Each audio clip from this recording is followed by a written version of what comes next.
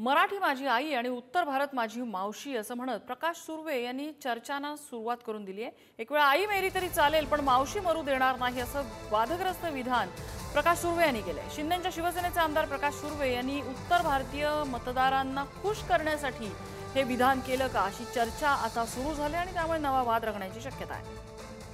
टीकेची झोड उठल्यानंतर मात्र प्रकाश सुर्वे यांनी दिलगिरी व्यक्त केली आहे। अनावधानाने माझ्या तोंडून शब्द गेले असतील तर मी हात जोडून माफी मागतो असं ते म्हणाले।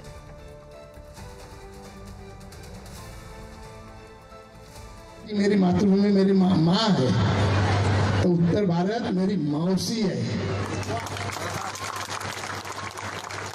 और एक बार माँ मर गई तो चलेगा लेकिन मौसी मरना नहीं चाहिए क्योंकि मौसी ज्यादा प्यार करती है। तो माँ से ज्यादा प्यार आपने मुझे दिया है तो यही प्यार मेरे साथियों के लिए भी बरकरार रखो यही मैं कहूँगा। आमची माय माऊली आहे आणि अनावधानाने माझ्या तोंडात शब्द गेला असेल तर मी हात जोडून माफी मागतो। कुणाच्या भावना दुखावल्या गेल्या असेल त्याची मी दिलगिरी मागतो।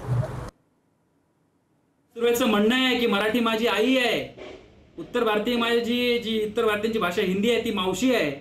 एक वेळेस आई मेली तरी चालेल पण मावशी जगली पाहिजे, उत्तर भारतीय जगले पाहिजेत, म्हणजे मराठी मेली तरी चालेल। हे आमदार निवडून देणाऱ्या लोकांनी खरंच विचार करावा की असे आमदार आपण समाजामध्ये लोकप्रतिनिधी म्हणून मिळवतोय। मराठी एकीकरण समितीच्या मार्फत आम्ही निषेध करतो।